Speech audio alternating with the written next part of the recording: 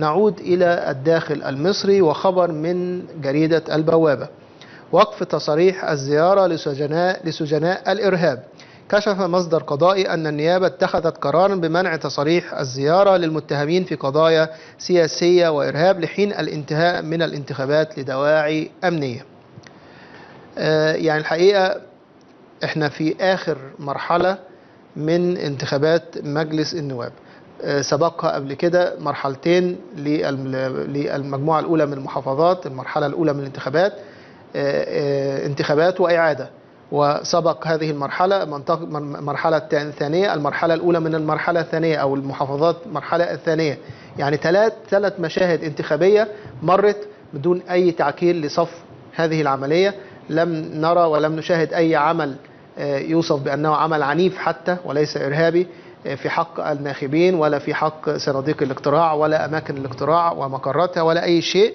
وبرغم من ذلك في اللحظات الأخيرة تصدر النيابة هذا البيان أو هذا القرار الغريب والعجيب بمنع الزيارة عن السجناء، وهكذا تصريح عام ومبهم جدا ويجوز تفسيره بتوسعة كبيرة جدا. كل سجناء الإرهاب، كل اللي يحبوا يصنفوه أنه هو سجين إرهاب سيتم منع الزيارة عنه لدواعي أمنية حتى انتهاء العملية الانتخابية. الحقيقة أنا أعتقد أن الأمر لا يتعلق تماما بمسألة العملية الانتخابية، فالواقع يشهد بأن العملية الانتخابية لم تتعرض لأي مشاكل خلال المرحلة دي سوى الحادث الخاص بالعريش. وإحنا عارفين أن العريش لها يعني خاصية خاصة بتواجد تنظيم الدولة هناك، لكن الأمر كله يتعلق بخوف شديد من دولة الانقلاب من يناير ومن 25 يناير، والإعداد الثوار للنزول مرة أخرى إلى شوارع مصر لرفض وخلع هذا الانقلاب وطرده من أرض مصر.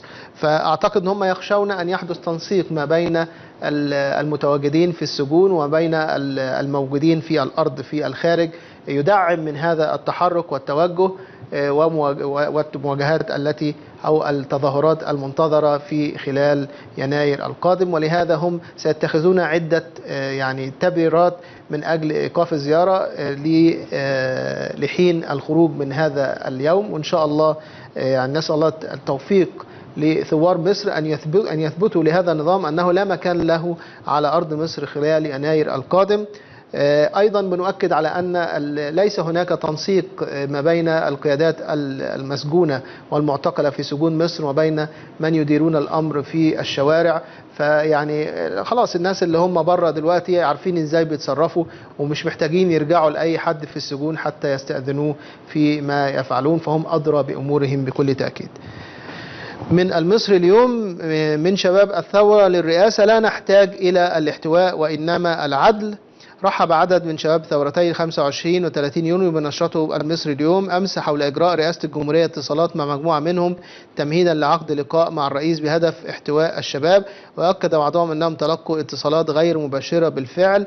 وقال العليمي عضو مجلس الشعب السابق أن الحوار مع سيادة الرئاسة أداة ديمقراطية مقبولة بشروط معينة وليس مجرد إملاء شروط على الشباب لا يمكنهم قبولها، لأنه لا يجوز إجراء حوار بين طرفين أحدهما ضاغط على الآخر وموازين القوى بينهما مقلوبة، لأن الحوار سيتحول إلى مقابلة طرف يملي خلالها شروطه على الآخر.